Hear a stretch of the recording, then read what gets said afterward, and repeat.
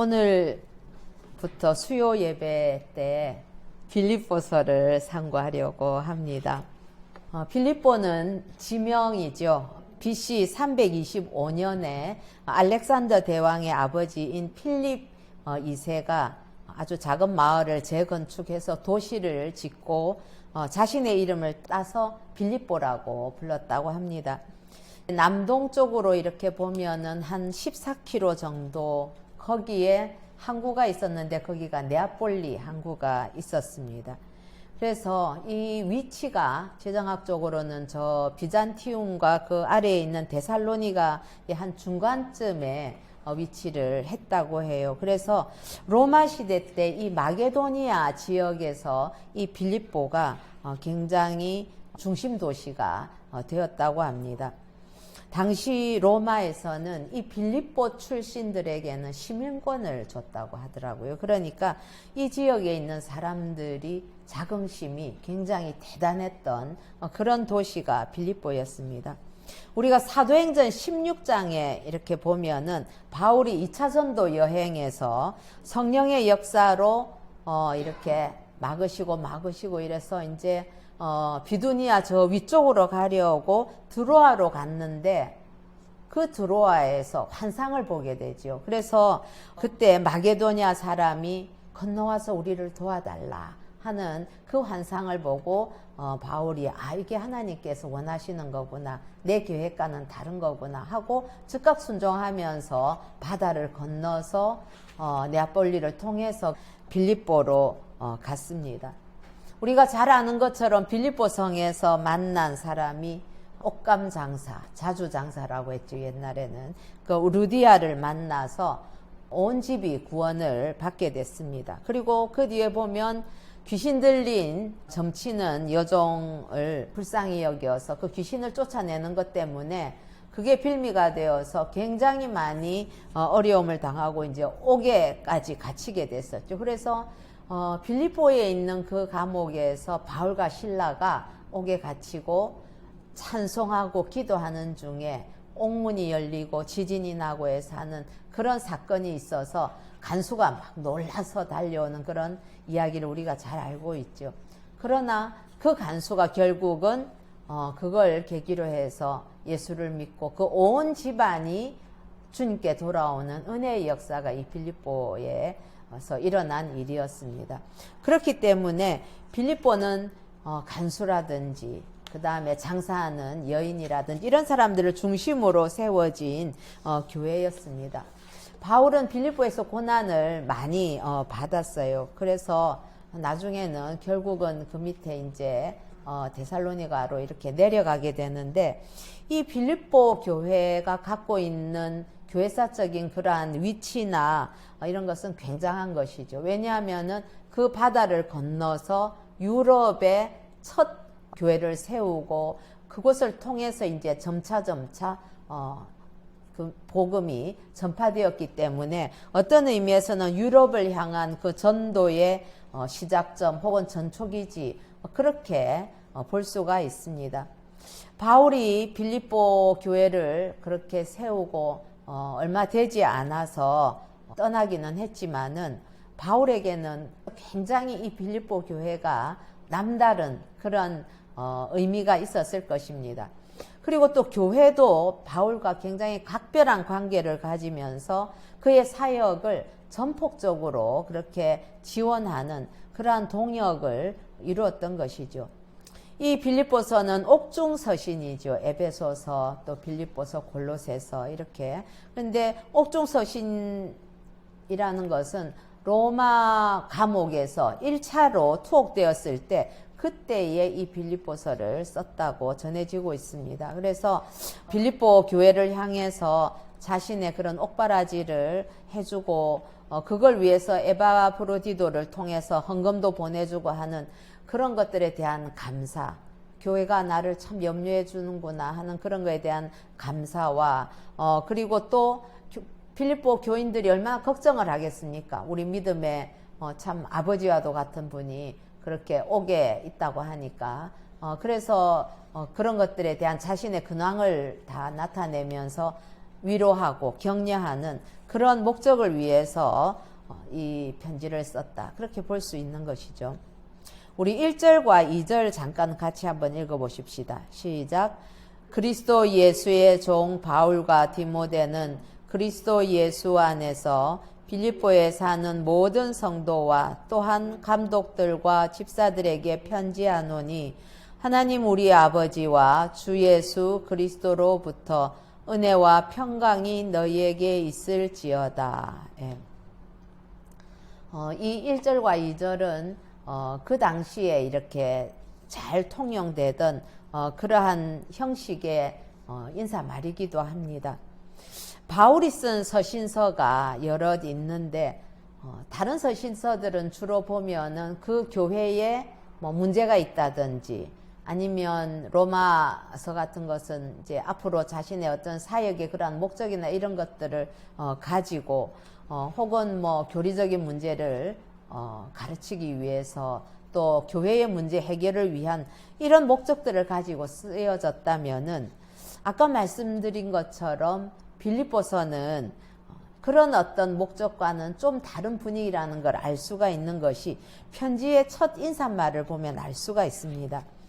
이 편지의 이제 인사말은 고대 그 편지 형식을 취하고 있는데 발신, 수신, 그 다음에 인사 내용, 요게 이제 이렇게 간략하게 들어가는데 이 발신인으로는 그리스도 예수의 종 바울과 디모데 그렇게 하고 있습니다.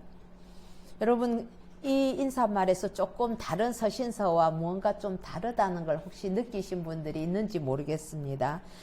그런데 여기에서는 다른 서신서에는 다 보면 사도된 나 바울 이렇게 표현을 하거든요.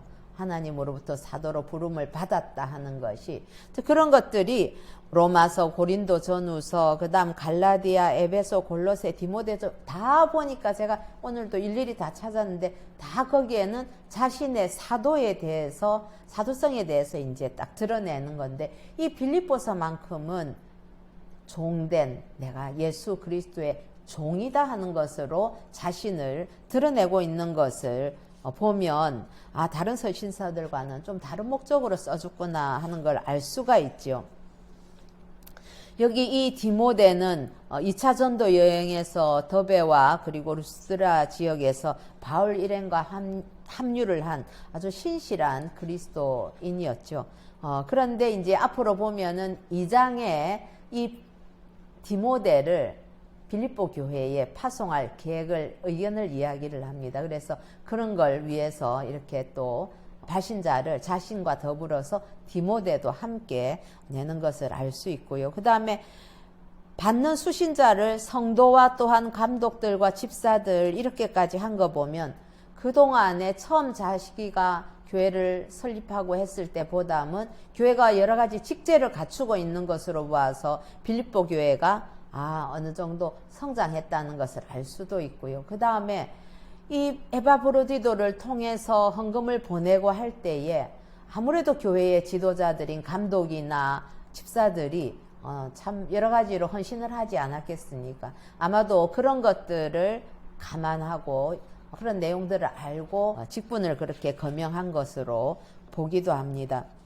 어쨌든 여기에서 보면 다른 서신서들과 달리 사도라는 아포스톨로스라는 그 사도라는 그 단어 대신에 둘로스라는 종이라는 단어를 사용하고 있는데 여기서 종은 하나님의 신실한 일꾼을 의미하고 있습니다. 평소에 바울이 갖고 있는 자기 정체성이 두 축이 있습니다. 하나는 사도, 하나님으로부터 이방을 향해서 보내심을 받은 사도라는 것과 그 다음에 그리스도 예수의 종이다 하는 이 두 가지를 바울은 늘 가지고 있었죠.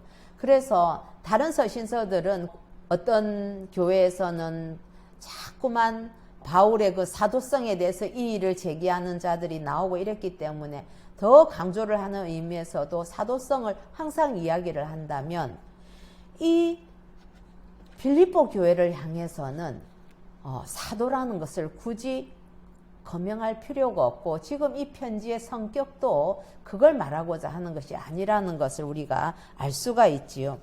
그만큼 뭐라고나 할까요? 이 빌립보 교회와 바울과의 이러한 관계는 사도나 뭐 직분 이런 거를 이야기할 필요 없이 자기 스스로 자기가 내면적으로 참 가지고 있는 내가 예수 그리스도의 종이다, 일꾼이다 하는 그러한 것들을 가감없이 그렇게 드러내고 할 만큼 성도들과도 아주 친밀한 관계를 가지고 있다는 것을 알 수가 있습니다.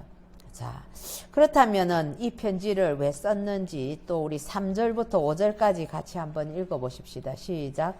내가 너희를 생각할 때마다 나의 하나님께 감사하며 간구할 때마다 너희 무리를 위하여 기쁨으로 항상 간구함은 너희가 첫날부터 이제까지 복음을 위한 일에 참여하고 있기 때문이라. 예.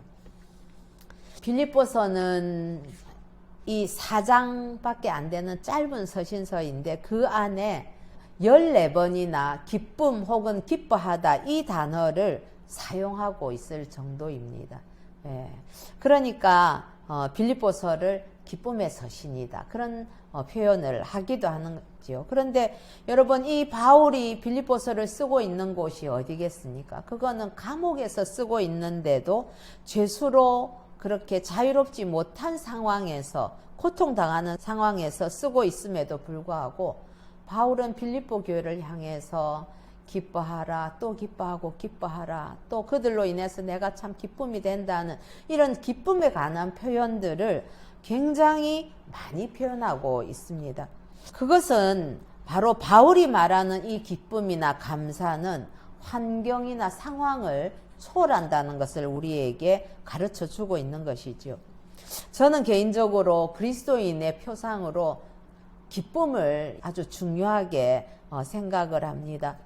제가 개인적으로 예수님을 만나기 전에는 세상에서 그 어떤 것으로부터도 진정한 기쁨을 누릴 수가 없었습니다.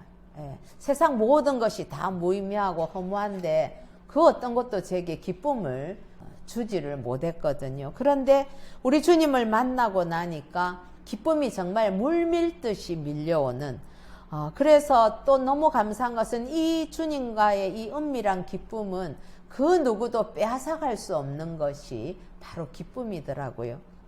그런데 이 기쁨과 감사는 사실 보면 참 연관되어 있을 때가 대부분이죠. 그리고 기쁨 속에는 보면 치유하는 능력, 회복시키는 어떤 능력, 그리고 또 일하고 헌신하게 하는 그러한 능력들이 그 기쁨 속에 이렇게 살아서 역동하는 것을 알 수가 있습니다.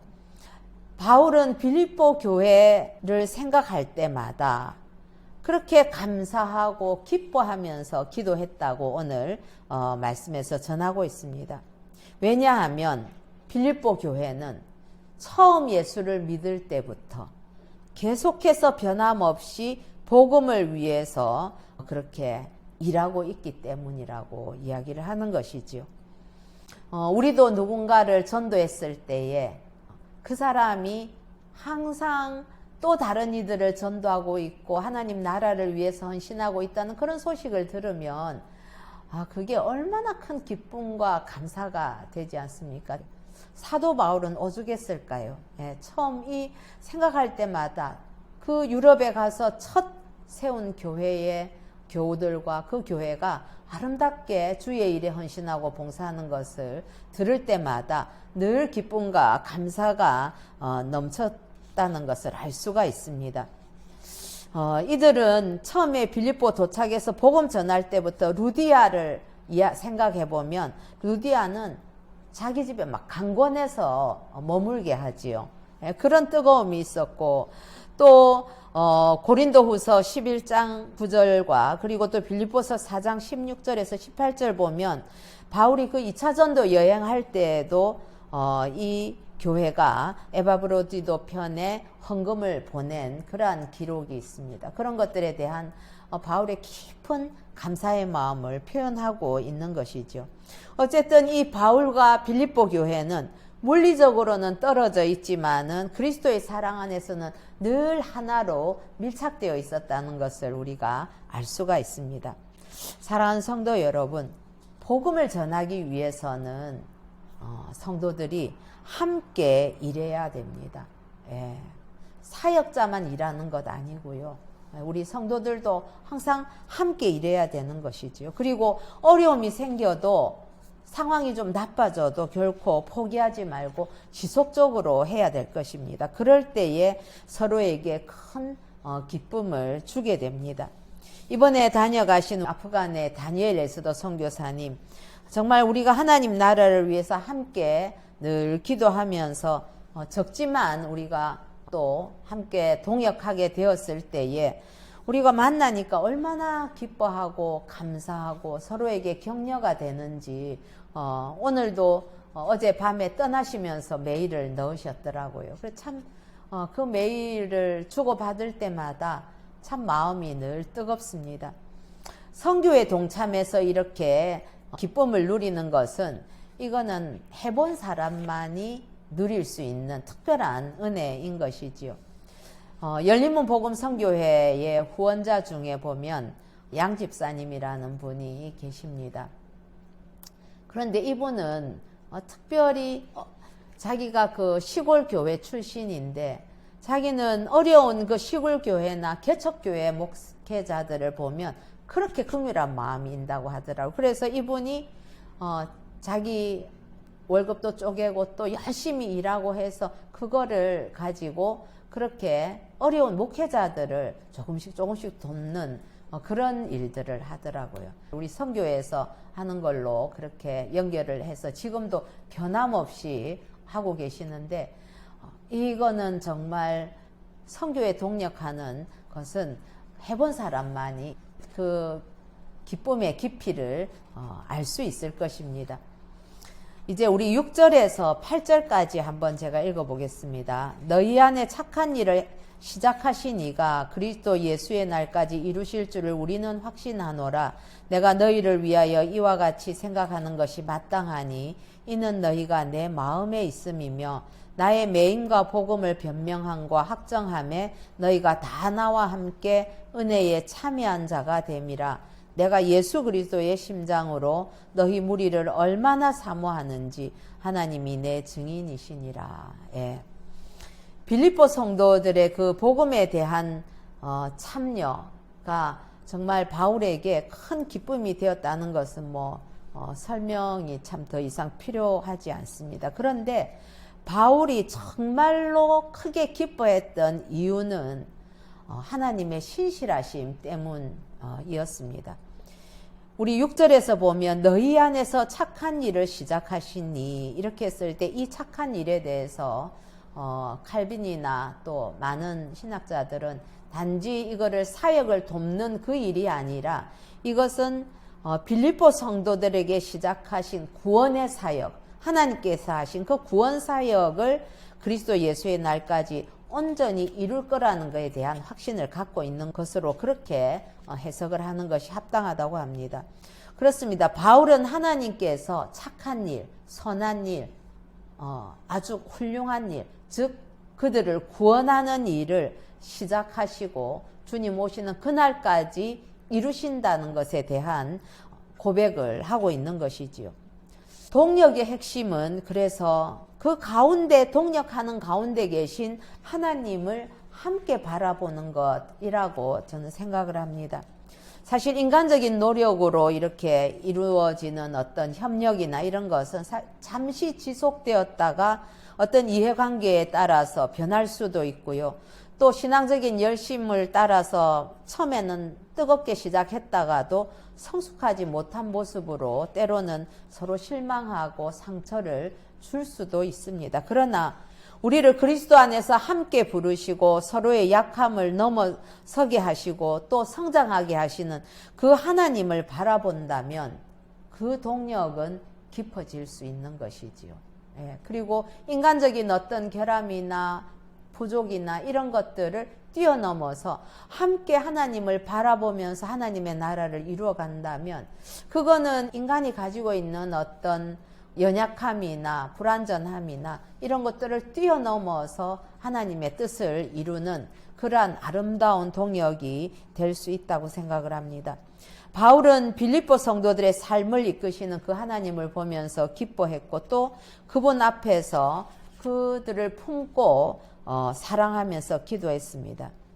그런데 신앙생활 하면서 제가 늘 놓치지 말아야 될 기도 제목을 꼽고 있는 것 중에 하나가 그건 동역자를 위한 간구였습니다.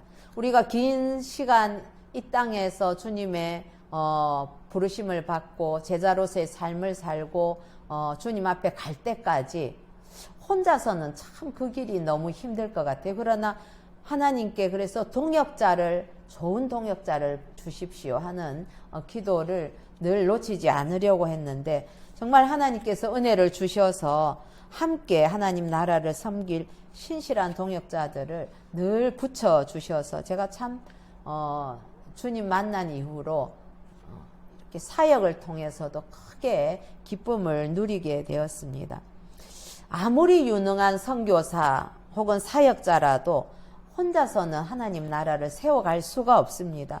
물론 하나님께서 역사하시겠지만 그 방법은 동역을 통해서 이루어진다는 것을 성경은 우리에게 가르쳐 주고 있지요. 바울이 이방인을 위한 하나님의 사도로서 그 독보적인 위치에 있지만은 그러나 성경에 보면 바울 주변에는 언제나 신실한 동역자들이 있었습니다. 오늘 이 빌립보 교회와 같은 동역 교회가 또 늘 있었지요. 그래서 바울이 자신에게 주어진 사명을 잘 감당할 수 있었을 것입니다. 바울은 그 신실하신 하나님을 바라보면서 빌립보 교회를 향한 자신의 사랑과 신뢰를 고백하는데 사역자와 성도가 서로를 향해서 이런 고백을 할 수 있다면 더 무엇이 필요하겠나 싶습니다. 7절에 보면 너희가 내 마음에 있다 이렇게 하고요. 메인과 복음을 변명함과 확정함에 다 나와 함께 참여했다. 그리고 8절에 보면 참 가슴 떨리는 표현이 있죠.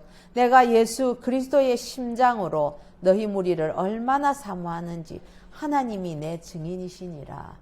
참 빌립보 교회 사람들이 바울의 이 서신을 읽으면서 정말 눈물을 흘렸을 것 같지 않습니까? 바울은 자신의 심정을 예수 그리스도의 심장이라고 표현을 하면서 자기 마음의 진정성을 나타냅니다. 바울처럼 우리 모두 옛사람은 그리스도의 그 십자가에 못 박혔고 이제 우리 안에는 그리스도께서 사시기 때문에 예수 그리스도의 심장이 우리 안에 그대로 이식되어 있어야만 하는 거겠죠. 예, 우리 주님의 심장을 가지고 사는 성도 그걸 우리가 잊지 않고 늘 있다면 주님 앞에 서는 그날까지 참 벅찬 심정으로 주님의 길을 갈 수 있을 것 같습니다. 저는 참 수년간 여러 번 여러분들께 말씀을 드렸지만 우리 새생명교회와 우리 정수웅 지도 목사님과의 관계가 바로 바울과 빌립보 교회와 같다고 생각을 늘 합니다. 그리고 앞으로도 아름다운 동역을 이어가리라고 믿고 간절히 소망합니다. 왜냐하면 그것이 하나님을 또한 크게 기쁘시게 하는 일이기 때문에 더욱 그렇습니다. 이제 바울은 마음을 담아서 기도를 합니다. 우리 9절에서 11절까지 같이 한번 읽어보십시다. 시작. 내가 기도하노라. 너희 사랑을 지식과 모든 총명으로 점점 더 풍성하게 하사 너희로 지극히 선한 것을 분별하며 또 진실하여 허물 없이 그리스도의 날까지 이르고 예수 그리스도로 말미암아 의의 열매가 가득하여 하나님의 영광과 찬송이 되기를 원하노라. 아멘. 바울은 감사와 그 기쁨을 진실한 기도로 이어가고 있네요. 바울이 간구한 것은 빌립보의 그 성도들이 그 믿음이 성장하는 것이 바울이 간구하는 내용입니다. 이 내용 한번 보시면 얼마나 아름다운 내용입니까? 저는 이 기도가 바로 저와 여러분들을 위한 기도가 되어야 한다고 믿습니다. 사랑의 지식과 총명이 겸비되어서 더 풍성하게 되기를 기도하고, 또 선한 것을 분별하고 진실해서 주님 앞에 설 때 흠이 없는 그러한 사랑의 성도가 되기를 기도하고, 의의 열매가 가득하여서 하나님의 영광과 찬송이 되기를 간구합니다. 그렇습니다. 우리가 주님 앞에 설 때에 정말 가시적으로는 그렇게 의의 열매가 가득한 그런 것으로 하나님을 기쁘시게 하는 자들이 되어야 되지 않겠습니까? 이게 하나님의 영광과 찬송이 되는 것이 우리 성도들의 삶의 궁극적인 목적이기도 하지요. 사랑하는 성도 여러분, 수요 예배 때 우리는 선교지를 위해서 늘 기도를 합니다. 또 매월 열린문 복음 선교회 정기 예배 때도 기도할 때에 동역교회와 동역자들을 위한 기도를 계속하는데, 선교회에도 보면 모두 규모가 작은 교회들이 함께 동역하고 있는데, 시작한 교회들은 중간에 그만두는 교회가 없이 꾸준하게 이렇게 이어져 오고 있는 것을 보면서 이 동역이 얼마나 소중한 것이며 하나님의 나라를 이루어가는데, 어떤 의미에서는 이렇게 뜨개질로 가는 실을 가지고 뭘 짜나가지만 나중에 그것이 튼튼한 것이 되는 것처럼, 이런 하나하나의 동역들을 통해서 하나님의 나라가 세워져 가는구나 하는 것을 느끼게 되었습니다. 저는 개인적으로도 여러분들이 선교 동역자를 그렇게 섬기시기를 권면합니다. 그래서 바울과 빌립보 교회의 아름다운 동역처럼 그렇게 물질로도 후원하시고 기도로도 후원하시고 함께 하나님의 나라를 이루어가는 그러한 은혜를 누리시기를 우리 주 예수님의 이름으로 축복합니다.